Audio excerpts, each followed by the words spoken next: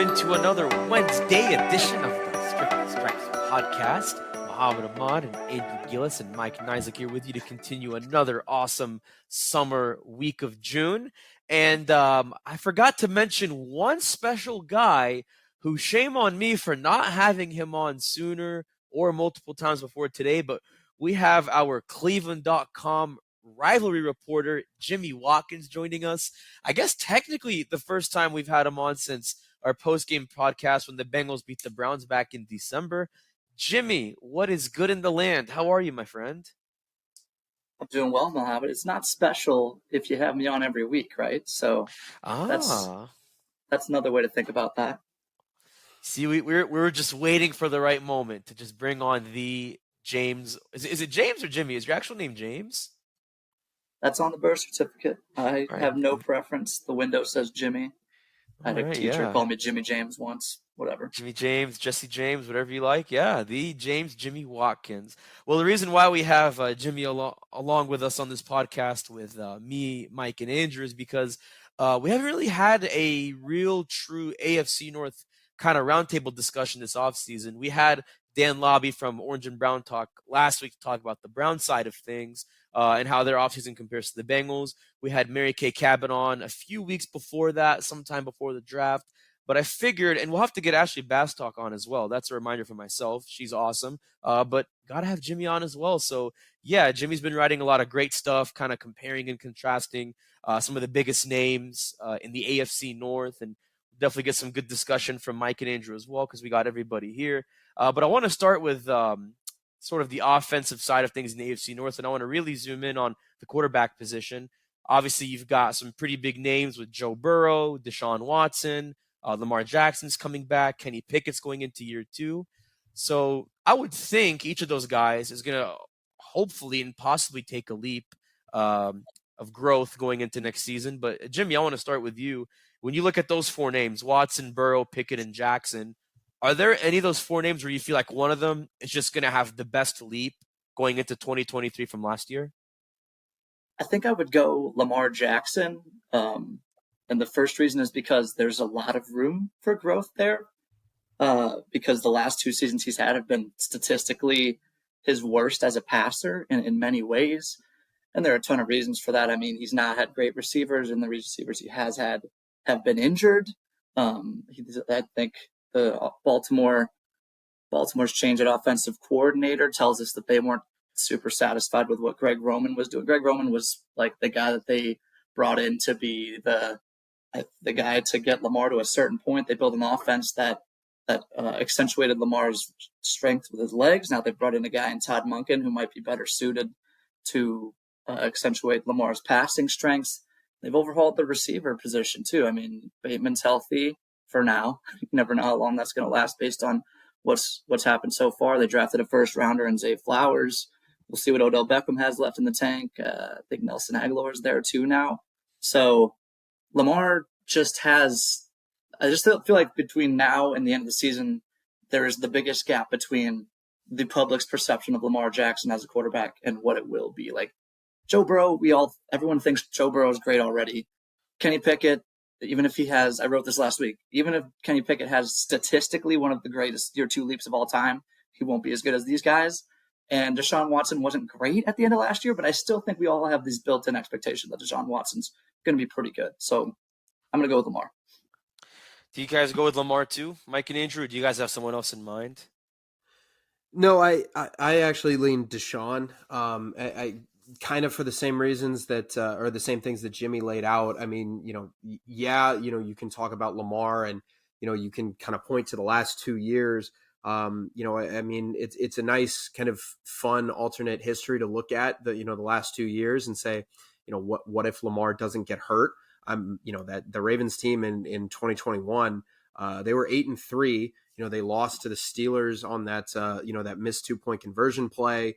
They lost to the Packers on a missed 2-point conversion play. They lost to the Rams by 1, the Steelers in overtime. Like, I just think that Jimmy's right in the sense that, Lamar, there is kind of, I feel like this perception of, Lamar has kind of been, vastly overtaken by Burrow. And, Obviously I think the last 2 years have kind of proved that, if you were to start a franchise, you would take Burrow. But I think that the perception is there that, Lamar can't stay healthy or anything like that, or Lamar can't throw. I mean, if Lamar has a good year, that's going to be something to keep note of. But it's just, I think, from kind of the leap that you saw in 2022, what you saw in 2022, I just think the leap would be greater with Deshaun. We had, pretty much by far the worst completion percentage of his career. He completed 58% of his passes, 7 touchdowns and 5 interceptions. I mean, 5 interceptions in 6 games was almost what he threw in 2020 in 16 games when he was with the Texans. Like, obviously we don't, we didn't watch the Browns every week, but Deshaun just didn't look comfortable. He didn't look, like himself. He didn't look, confident in kind of making reads and making throws. So I just think that if you get Deshaun back at what he was, I mean, you're talking about one of the better quarterbacks in the league. And I think just from the end of 2022, where you saw, a not very confident, unsure quarterback who was very, very rusty. I think if you get what you're hoping for from Deshaun, or what the Browns are hoping for from Deshaun, then that leap is going to be kind of the biggest of all 4 of these guys. Yeah, I go back to something Jimmy said about having the most room to grow, and I think the one person on that list that fits that description is Pickett. Lamar was an MVP in 2019. Deshaun Watson threw for almost 5,000 yards in 2020. So, I mean, they're just getting back to what maybe they were. But, I mean, Kenny Pickett has a room to grow. I mean, your biggest growth is generally between year 1 and year 2. Started basically all last season for Pittsburgh. A second-year quarterback is going to take a significant leap forward if he's any good. And, I watched Pickett develop. I saw him for 4 years while covering Virginia Tech. He's a smart kid, and I think that just based on how much, I mean, Joe Burrow can get better, numbers-wise, but, I mean, his talent, I think, stays the same. I think a lot of that with Lamar Jackson, too. Like, his talent's always been there. His numbers have kind of gone back and forth, but I'm not sure that, like, he's going to make a leap, because, I mean, if he makes a leap, he's just back to where he was in 2019, whereas Pickett is a younger quarterback, and I think, in terms of experience, he's still 25, so he's a little older, but in NFL experience, I think that's where you look just by function of where they are in their careers. I kind of lean towards what Mike said and to the point Jimmy made. I just think obviously like the ceiling's already so high for Joe Burrow and Lamar Jackson, and it's there for Deshaun as well. But obviously he's in kind of a weird, funky phase because he missed over half the season last year, and like Andrew said, he wasn't comfortable. So it's more about him getting back to that. How much higher can he go? I don't know. Obviously he's been in the league longer than all of those quarterbacks on that list, so that'll be interesting to see. But of course, no matter who does well passing the ball next year, it's going to have to come with having a really good offensive line. I still think Cleveland boasts the best line with all those Pro Bowlers they have, like Joel Petonio, Wyatt Teller. I also think Jed Willis could be good. And you have Bill Callahan, who's the best O-line coach in the league. But you look at the Bengals, they had Orlando Brown. The Ravens and Steelers are both in decent shape. I guess when you look at those offensive lines, I mean, how much do you feel like the Bengals might have closed the gap? And this is for either of you guys. Like, how much do you feel like they might have closed the gap with having a line that's not better than Cleveland's, but close enough to where you can give Burrow that premium protection? I mean, I'll leave the Bengals specific stuff to you guys, but I just found an interesting nugget in doing research for this pod. All 4 of the AFC North teams ranked top 12 in positional spending on offensive line, which I think is really interesting because it means that all 4 teams acknowledge the identity of what this division is when it's time to win, when late in the season gets a little colder, harder to throw the ball.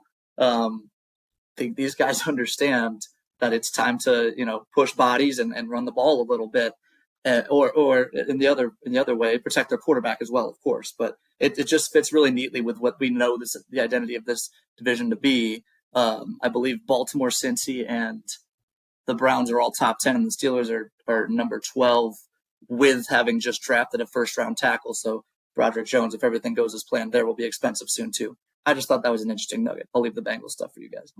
Well, I'm curious actually. This isn't, I guess, not directly related to offensive line spending, but I don't know if you know this offhand, Jim. But like, how does the AFC North kind of compare to front seven spending and specifically defensive line? Because I am curious if there's kind of a give and take there, where you see the division having Myles Garrett and Watt in Pittsburgh and kind of all. I mean, Baltimore always blitzes the hell out of you. I'm curious if that is kind of one of the reasons why, because the Bengals, I mean, they have DJ Reader, their highest cap player for 2023 is a defensive tackle, and number two is Trey Hendrickson. So I'm curious how much of that is related. Do you know the answer to that? I don't, but I would say this: there are great pass rushers across the league, and the AFC North is the only division to have all four teams that rank so high. So Sure. It's just a trend that I notice. I mean, I don't know, Chargers have Khalil Mack and Joey Bosa, or I'm sorry, they have Joey Bosa, right? Yeah, Joey Bosa. Yeah. But Yep. is that why the Chiefs paid Donovan Jones a bunch of money, or is it because their franchise wears number 15? Yeah.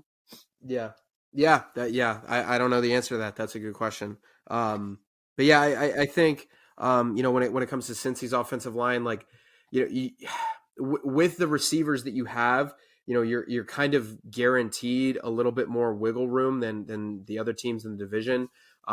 Just when you talk about the offensive line that the Bengals have, just because, I mean, what team is going to have the guts? I mean, and what team, frankly, has the defensive backs to say, okay, we're going to, we'll safety help Jamar, but then everybody else is one-on-one, and or even, we'll put Jamar one-on-one.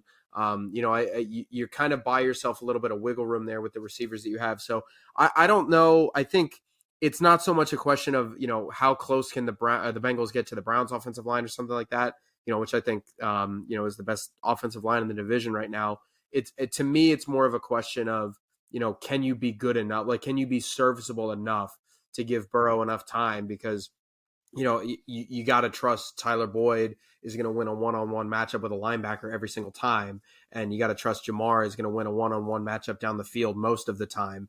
Or at least, against a DB like that. And if he can't, T. Higgins has got to do it. So I don't know if it's, if the framing of that question should be like, is the offensive line for the Bengals, the best in the division, and is that good enough or anything like that? I think is it good enough for this particular offense? And I mean, adding Orlando Brown, if you can get anything out of Jonah Williams on that right side of the offensive line or Jackson Carman, I think you're feeling pretty good there. Mike, what are your thoughts on all of that? Yeah, I mean, I still think there are question marks. I mean, obviously, we've got to see what happens at right tackle. And, I mean, we still have training camp to go. I mean, obviously, the Bengals are going to want a big return. They're going to want the best to have the best offensive line, in the division or even in football because you're paying it. Like, there's only 3 teams that are spending more money, and it's about $4 million off. And so, you have to get that return on investment or you're going to be in trouble. So they better play like that because they're spending like that. Yeah, you definitely want to, especially with, I think they gave him a $64 million contract they gave to Orlando Brown Jr. So we will see what happens with that. This is probably a silly question to ask, but I'm just going to have to ask it anyway. Out of all the receiving cores in the AFC North, and I know Jimmy touched on, the core they have with Zay Flowers and Rashad Bateman and OBJ in Baltimore, do we all agree the Bengals have the best? And I guess this includes tight ends too, by the way. Do the Bengals have the best receiving unit in the AFC North? Yeah, I mean, to me, it's more of a question of who do you like next, and I think that there's kind of reasonable outcomes for every answer there. I think you look at Cleveland and obviously Elijah Moore, they had him, but I mean, we haven't really seen him do it at the NFL level yet. And obviously that is kind of very dependent upon what Deshaun does this year. But if you really like Elijah Moore, then you could say the Browns. If you're high on Bateman, I really like Bateman.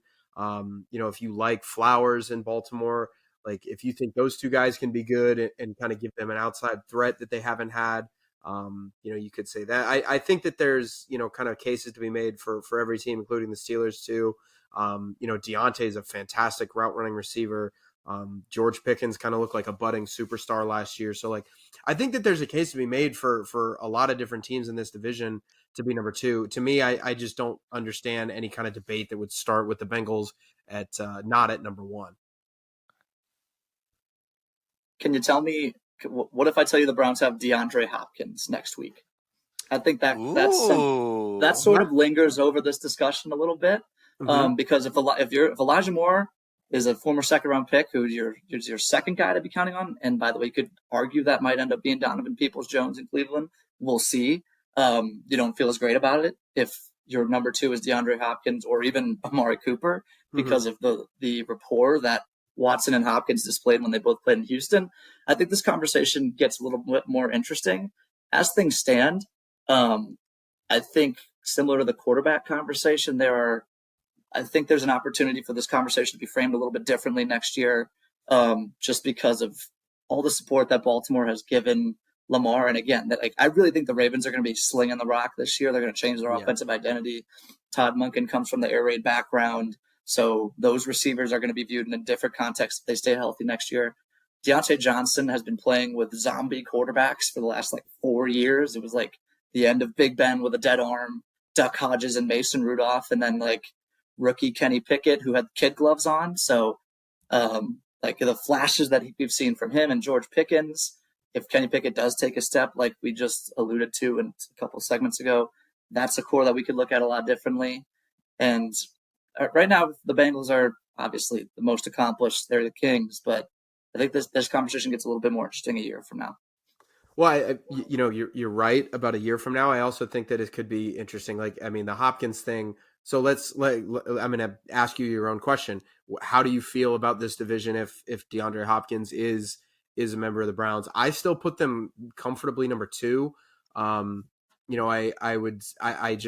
really like T. Higgins. I think, if you were to kind of rank the receivers, Jamar is top 5, top 7, however you kind of want to rate him. You have Jamar, and he kind of gives you that top end talent that you just don't have. But, I would like Tyler Boyd more than Elijah Moore. But I think it's maybe closer than Bengals fans would want to admit. Here's the thing. DeAndre Hopkins has been a number 1 receiver. We know he can be a number 1 receiver. Sure. Amari Cooper has been a number 1 receiver. We know he can be a number 1 receiver. T. Higgins, it's not his fault, but we just haven't seen it.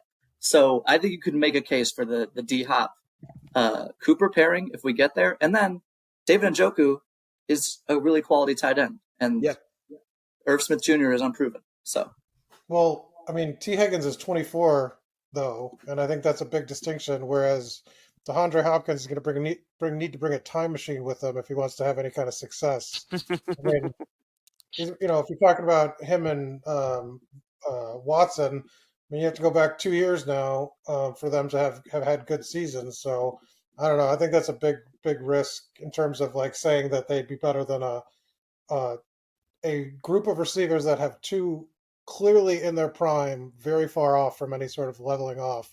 Whereas Hopkins is going to have to fight to try to regain any form that he had, in 2020 when he was 28. Now he's 31, and age is real. So I don't know. I just think that's a lot to sort of overcome 2 guys in their prime right now. It's still, I think, frankly, ascending.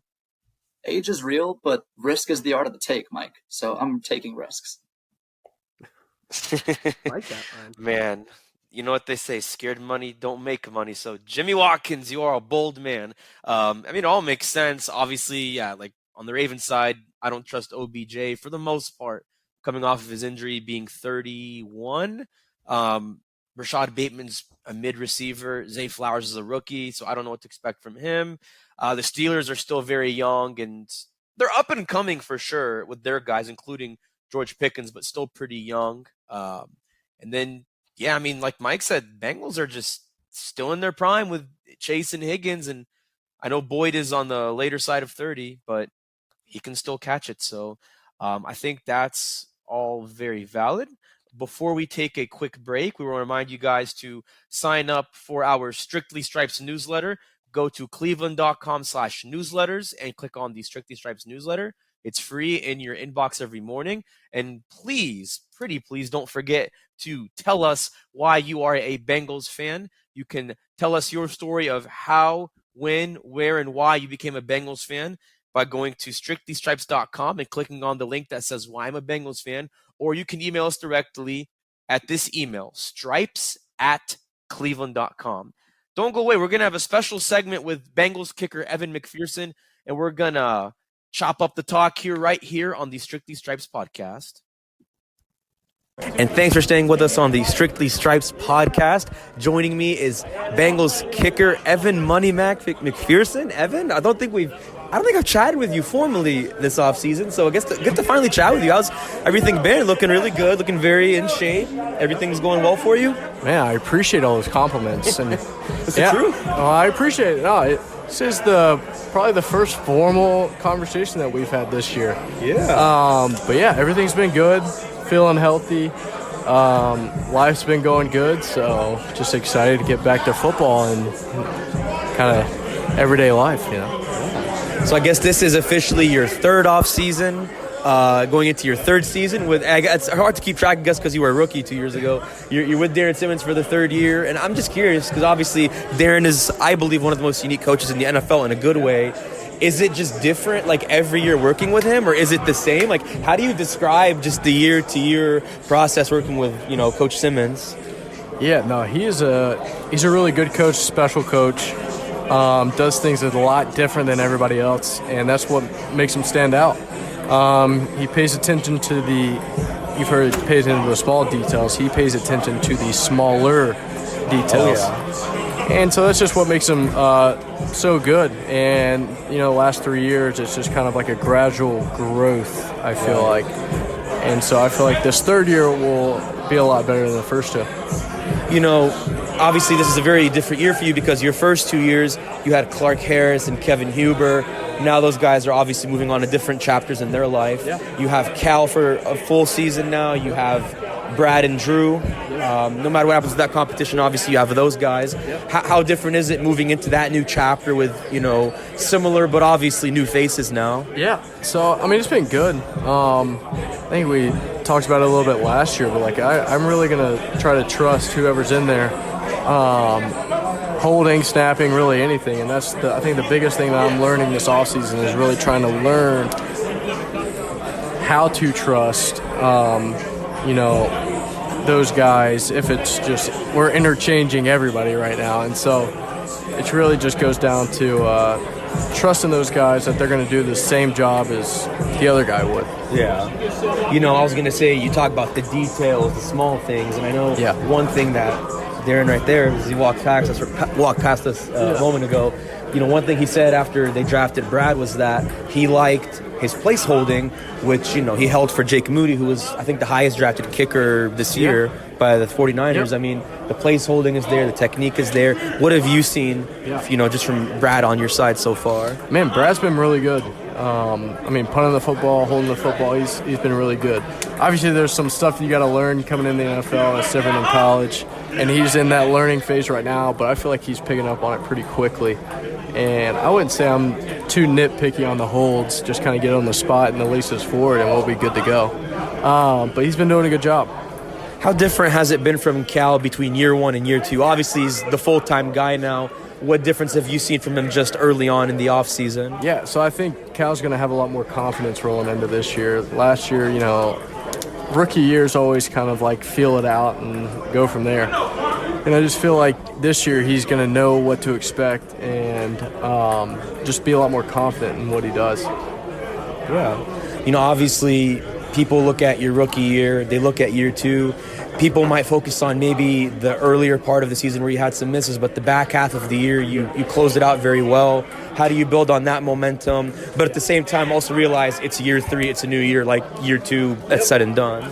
Yeah, it's just learning new ways to minimize the misses. And I feel like this offseason, I honestly feel like I'm in a good spot. I've had a little bit of a swing change, if you will, and I feel like it's working out really well for me right now. So it's just kind of just trusting it and just continuing to do it and not kind of resort back to what I was doing. I guess my last question, I have to ask you this just as I've asked everybody on this podcast that I've interviewed so far.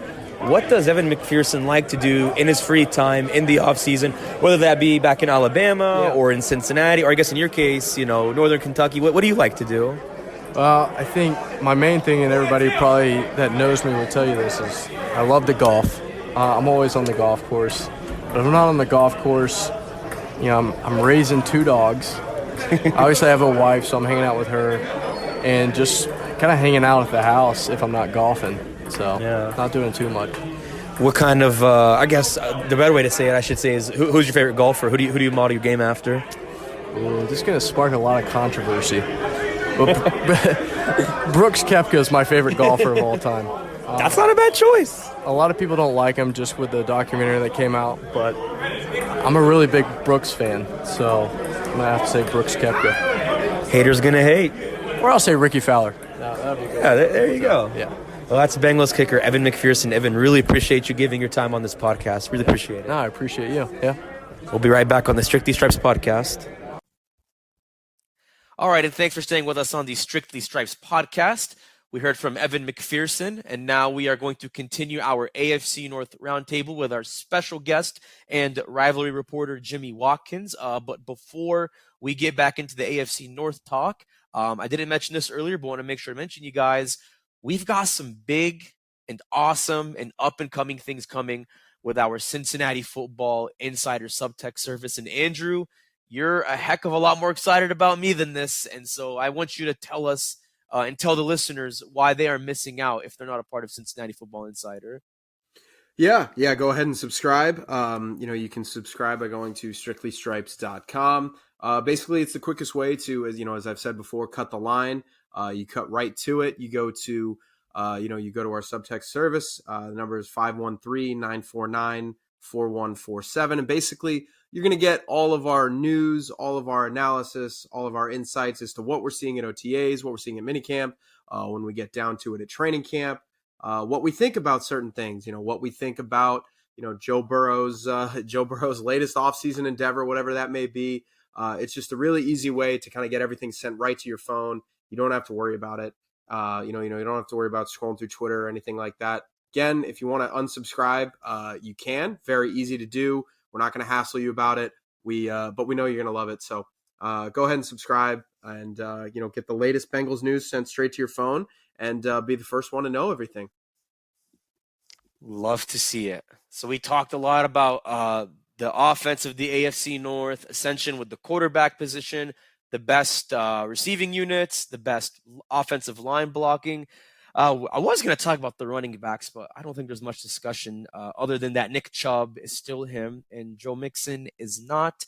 And the verdict is still out on, I guess it's J.K. Dobbins. Najee Harris is kind of hanging there in the middle.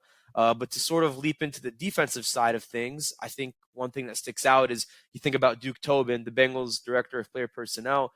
He said if you're going to play in the AFC North on the Pat McAfee show last week or the week before that, he was saying that it's physical, it's tough, and you better get ready to get hit because you're in a division with Myles Garrett and Trey Hendrickson and TJ Watt and Patrick Queen and Roquan Smith, among many other names I could go on and on about. But I would think the guy with the most juice in this division is Myles Garrett. But which front overall, and I guess I'll start with you, Jimmy, do you feel like has the most juice in the pass rush in the AFC North right now? The numbers tell an interesting story about this because, you think pass rushers in this division, you think Myles Garrett, you think TJ Watt. I mean, there's your argument for best defensive player in the sport. You add a few more names to that, but the Ravens led the division in sacks last year by a considerable margin. They had 16 more sacks than the second place Steelers. Steelers, Bengals, and Browns are all, scrunched up. Steelers 44, Bengals 43, Browns 41. And then the Bengals had 42 more quarterback hits than the second place team in the division, which was the Ravens, which is just like, you don't think of, again, it's a contrast between the marquee names and the production. I know TJ Watt was hurt for parts of last year. That's part of that for sure. But that's not the way I was expecting those numbers to go into. And the way that particularly the Ravens accumulated those numbers is just fascinating. Like they were relying on 33-year-old Justin Houston was their leading sack guy. He's still a free agent. He might come back. Who knows? Calais Campbell was a top, 4 sack guy on their team last year. He has changed teams and was also super old last year. So it's just a weird picture of the AFC North pass rushing situation. Who has the most juice? I would say the Steelers, because I think TJ Watt is a more versatile player than Myles Garrett. And I love having Cam Hayward, who, just as an aside, is, how old is Cam Hayward? He's like 33, 34, I believe. He's and he 34. has not only played at least 15 games in every year since 2017, but he's made the Pro Bowl every year since 2017, and he's been an all-pro selection 4 times during that span. That's insane. And I think interior pressure is a little bit harder for the non-mobile quarterbacks to manage. If you force them to move outward and scramble, then just straight up pocket management, little subtleties here and there. That's what always got Tom Brady off his game back in the day, with the few teams that could rush interior. So I'll go the Steelers, but I don't know. It's a messy picture of pass rushing production. How messy is the picture? Mike or Andrew, what do you guys think? Yeah, I mean, I think it's I also would lean Steelers. I am very curious though, what kind of production the Browns can get from Zadarius Smith. Obviously they he's a 10 sack guy last year. You're talking about a team that was, they were really kind of invested in Jadeveon Clowney, and you just kind of always felt that having Clowney, give them any kind of production would have been really significant for that team. When you've got Myles Garrett on the other side. So now I lean Steelers. I think, with TJ Watt and, obviously Cam Hayward, who is, just outstanding. Obviously you have, kind of one of the more, I would say, underrated pass rushers, at least in the AFC, Alex Highsmith. When you watch him, you can't help but be really impressed by him and kind of what he can do. So for me, I lean Steelers. I am curious, Jimmy mentioned the quarterback hits thing. And I think that that's something that we've kind of talked about with the Bengals, is that, obviously, yes, quarterback hits and quarterback pressures and hurries and all those kind of things, those add up and those matter. But also at some point, so do sacks, because it's one thing to get in a quarterback's face and then kind of impact the throw. It's a whole other thing to be, to have kind of an offense where, you're dropping back to pass, like Jimmy mentioned, with immobile quarterback, don't have a guy that can run, and you're actually losing 6 yards on first down because, if you rush a throw, that can lead to an interception and, a hurried throw or anything like that. But, 2nd and 16 is 2nd and 16. And I think that that's what the Bengals need to do more. So, until they get there, you can't really put them anywhere in that conversation. I lean Steelers, but, I think if the Browns can get enough, they signed Dalvin Tomlinson, you have Zadarius Smith now. If you can get something out of that front, I think that they can close that gap pretty quick. Well, it's interesting. The Bengals have the 3rd highest priced defensive line in football, spending over $60 million on it. And the return on investment just, I don't think has been there in terms of, what they want with sacks. I mean, they've made some quarterbacks uncomfortable, but in key moments, they couldn't get the quarterback. I just think that they're towards the bottom. I think the rest of the conference, you've got some standout guys with Garrett and Watt. I mean, take both of those certainly in a second. In terms of as groups, I mean, I don't know that they're all that dissimilar. Maybe the Steelers have a slight edge in overall talent, but I'd just put the Bengals. Well, I mean, the Ravens, I think, are last because they lost just about everybody. I think the Bengals are a step behind the Browns and Steelers this year. Can I throw this out to you guys? Would you guys, as Bengals GM, or whatever they call him, Duke Tobin, Director of Player Personnel. There you go, DPPP. Would you throw a second at the Commanders for Chase Young? No. And no. And what else? What else am I giving up? Yes. So that's a yes. That's every a yes every day of the week. I'm giving up that. I think that's a great hypothetical. Chase Young. I mean, a second is I think I'm doing that. Like I said, without really hesitation. he had a pretty significant knee injury in 2021 that took away pretty much all of 2022. I think, you're talking about a player who was, the defensive rookie of the year in 2020, and everybody kind of expected great things. If you can kind of rein him in, I think that there's been some kind of issues with, kind of him playing out of scheme and him playing. And what I mean by that is kind of him not, following his assignment. I think that that's kind of been a big talking point in Washington. If you get that back, I mean, you're talking about a guy whose upside is as high as anyone in the league. So yeah, I'm doing that every day of the week. Just because this team is going to need a pass rusher or pass rushers, very soon. And a second round pick. I mean, if the Bengals were to have spent, a second round pick, where they were picking at 60, if you send a second round pick and you get 5 sacks out of that guy for 4 years, maybe you're a little disappointed, but you're not upset by that. So yeah, I do that without thinking about it. Are you getting him for 4 years though? Almost time to pay Mr. Chase Young. Well, that's the other thing too, because the Commanders, if I'm not mistaken, they didn't pick up his 5th year option, correct?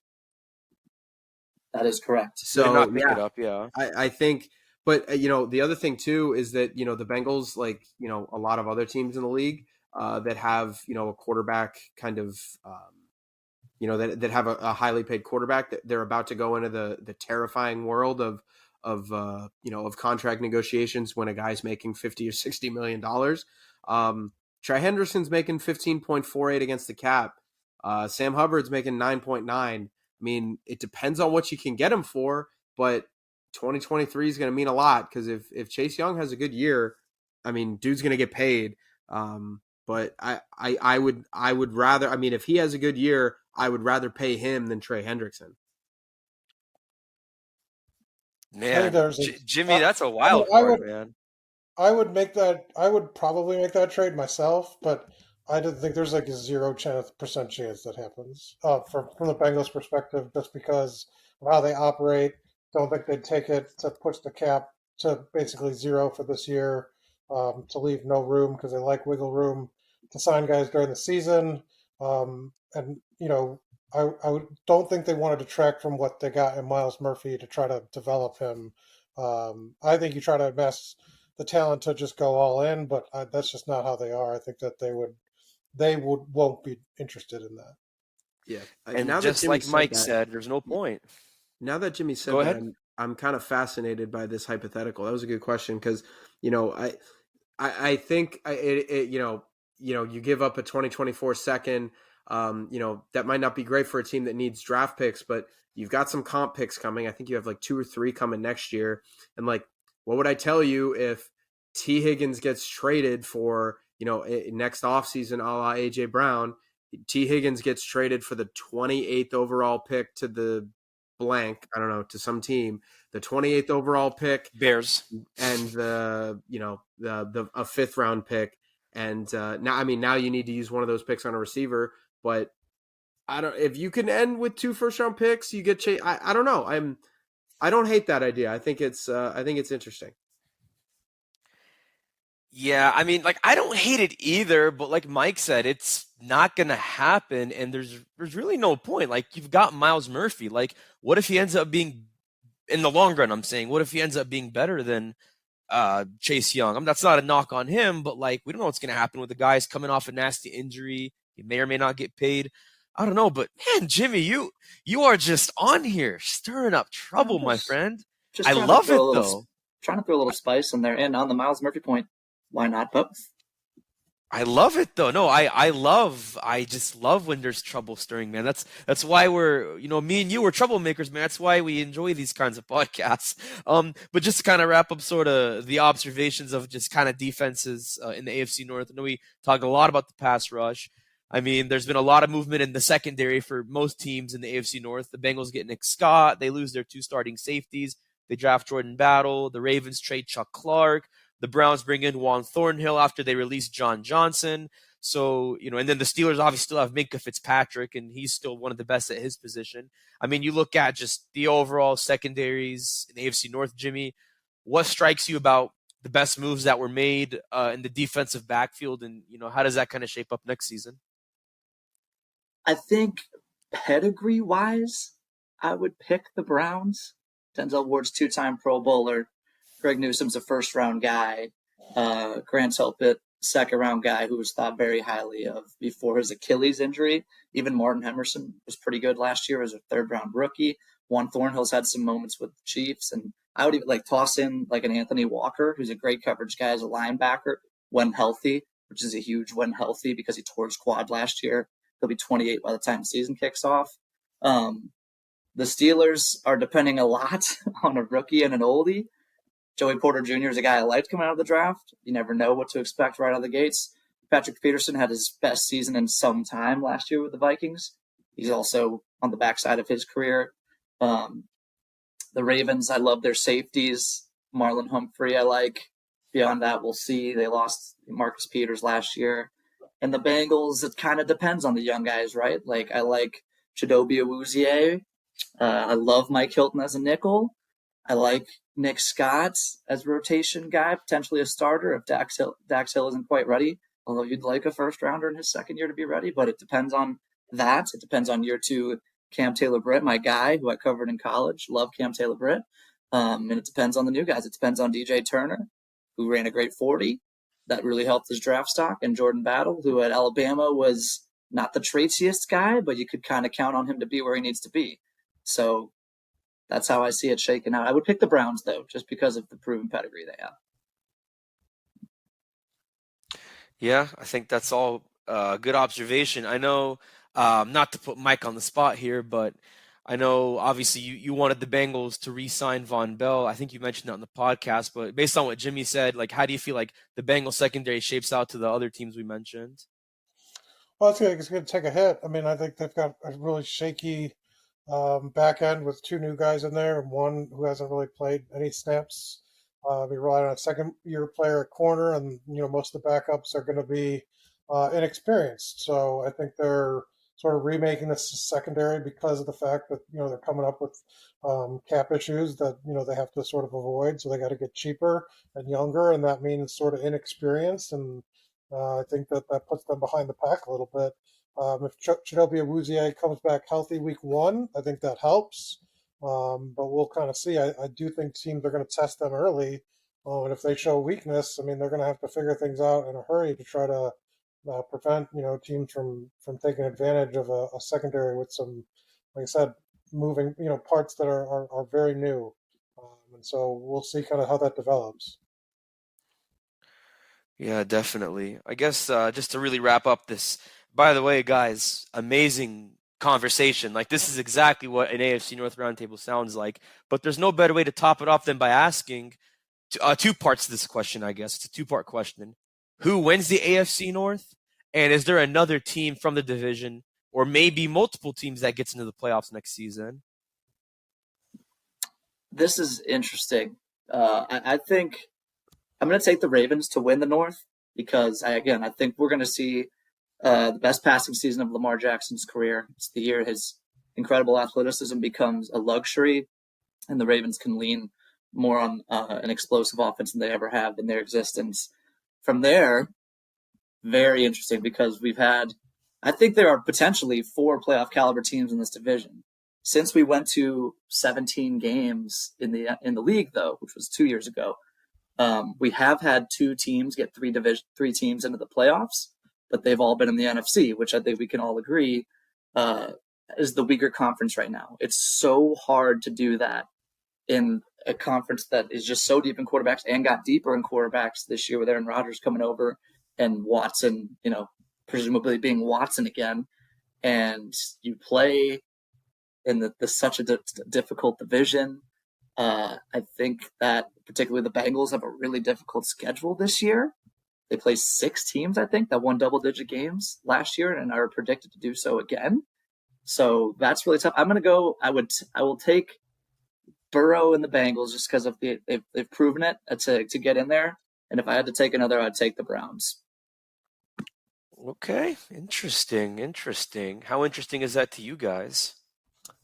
Yeah, I mean, to me, the AFC North is going to be a 2-horse race this year. I think you kind of need Deshaun to be, a superior talent if you want the Browns to kind of be in that conversation. I just think The Bengals are in a different class, and I think the Ravens are too. I mentioned this, on one of the pods we did.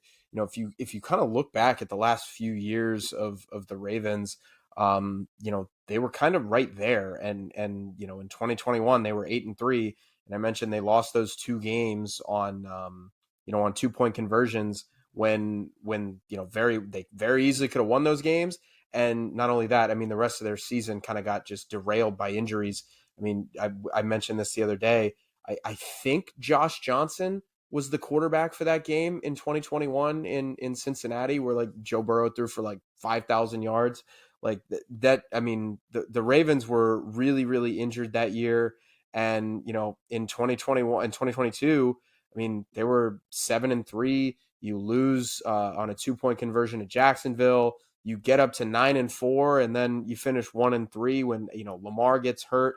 I just think the Ravens, if you're a betting man, which I'm not saying I am, but if you're a betting man, the Ravens are probably the best value of the division.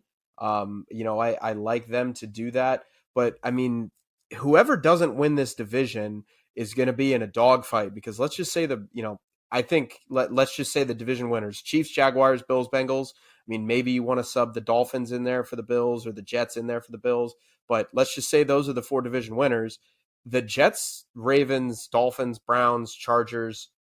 Trying to think if I'm forgetting anybody. Like, those teams are going to be fighting for 3 spots. Like, there's a possibility that like the Browns and the Jets miss the playoffs, or the Dolphins and the Ravens miss the playoffs. And like, that doesn't even include the Steelers, who Mike Tomlin leads to a 9-8 record by, waking up in the morning. Like, there's a lot of competition in the AFC. I don't hate the Ravens pick. I think both of these teams are going to make the playoffs, the Ravens and the Bengals, that is. But I think that, if you look at some of the divisional odds, I think the Ravens are kind of being undervalued for sure. I think the Bengals win the division, and they're the only team to make the playoffs. I think the Bengals win. Well, go ahead. So say again, Jimmy. I just said, wow, that's bold. I don't think it's that bold. I mean, I'm with Mike. I think the Bengals win the division. And I know you guys said that they'll probably get in. I know, Jimmy, you had them getting in. That's not the bold part. That's the bold part is no one else gets in. Oh, well, yeah, and the fact that here's the thing. Okay, that is bold too, that there's not going to be anyone else that gets in. I don't know. That could happen. Not because the AFC North is not good. I just think like the Chargers have a good chance of getting in. Who knows what the Jets and Aaron Rodgers can do if, the Bills still win out the AFC East. Maybe, hard maybe, the Patriots or Dolphins are in the mix too. Don't forget about the Dolphins. I mean, they really tooled up this offseason with Jalen Ramsey and getting Vic Fangio. So I don't know. There's some pretty good teams in that. Yeah, mix. But let's not put the Dolphins and the Patriots in the same same class. Not the Patriots. I shouldn't have said that, because I think they're done at this point with their dynasty. But no, the Dolphins, the Jets. I don't know. Maybe the Jets are legit. We don't know what Aaron Rodgers is going to do. I don't know. To your guys' point, to Mike and Mohammed's point, the AFC now has the league's last 3 MVPs: Mahomes twice, Rodgers twice, Lamar Jackson. They have 5 of last year's top 10 EPA per dropback guys, which is Mahomes, Allen, Burrow, Trevor Lawrence, Tua Tagovailoa, and Justin Herbert. That's 8 quarterbacks in a quarterback sport, and one of those quarterbacks is going to miss the playoffs this year, and that doesn't include Deshaun Watson, who isn't on that list, obviously, and Kenny Pickett, who isn't on that list, obviously. So there's a case to be made that the division could just eat itself, and whoever ends up winning the division gets in all the way. But I was going to take this a different way to end the pod. Gillis, you said the Bengals are they're in a different level, a different galaxy than the Browns roster-wise? Because I just don't agree with that at all. I think they're a step up. Yeah, I think we've seen the quarterback be better. For me, when you kind of look at this, you kind of have to go on some priors. It can't just all be projection. And like, do I think Deshaun's going to be a lot better? Yes, but we also watched him play 6 games and play pretty not great. So I just have to take Burrow. I think the offensive line is better. I think this is the most talented team the Bengals have had. Kind of, at least certainly the most talented offense the Bengals have had since Joe Burrow has gotten here. So yeah, I mean, I think that they're a step above. I'm not going to say it's like a step from the Bengals to the Jaguars or anything like that. I think, the Browns are a step below. It's not a huge gap, but I think that there is a gap there. Browns have the better offensive line, better secondary, better front, better running backs, receivers. But can they put it all together? Can they put it all together, though? For sure. I just think those two teams are closer together than we think. That's all I'll say. That's what she said. Yeah, I just sneaked that one in. I'm just being silly. No, but man, Jimmy, we got to have you on more often, man, because you're you know what? You're officially my favorite troublemaker on this podcast. From now on, I'm gonna call you Jimmy Troublemaker Watkins, and I say that as a compliment. Hopefully, you take it as such, and hopefully the listeners take it as such too. I'll take it. Well, Jimmy, appreciate you joining us. Stay with us. We're gonna have more talks about quarterbacks in the AFC North. Well, technically Joe Burrow. Maybe we'll talk about some other quarterbacks outside of the AFC North, though. So tune in for that later this week. And I might have another special guest to wrap up the week who, like Jimmy, I'm going to keep as a secret surprise for now. But once again, for myself, Andrew, Mike, and Jimmy Troublemaker Watkins, I'm Mohammad Ahmad. We will